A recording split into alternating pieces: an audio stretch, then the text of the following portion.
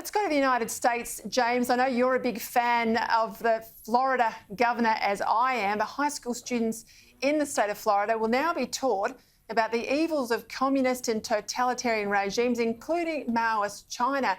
This is a move from the governor, Ron DeSantis, who we think will run for the Republican Party, at least the nomination in 2024.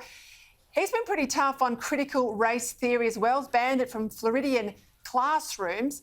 I tell you, he's a superstar. I wish he'd come to Australia. Oh, look, Ron DeSantis, I think, is the real hope of the side in the United States here, Peter.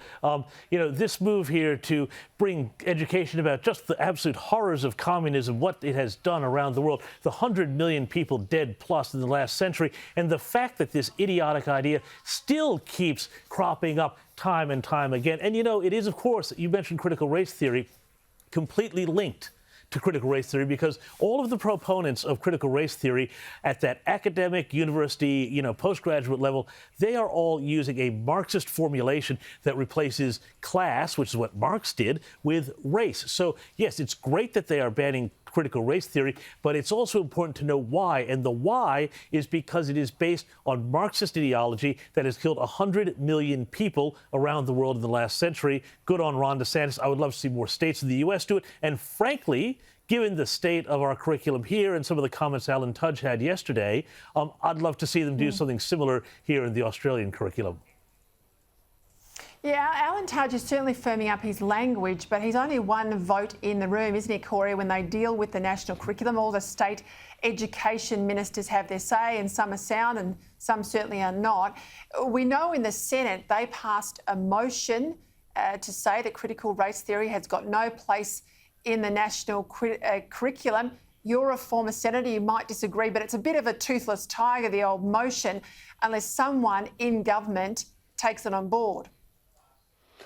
Peter, because I've been a senator, I know it is a toothless tiger. You're absolutely correct. It's virtue signalling and it has no impact on anything, really. But you've got to get people on board. You're right about Alan Tudge, of course. He's one voice. But the federal government has billions of dollars that it hands out to the education system every single year. And they should be insisting upon better standards.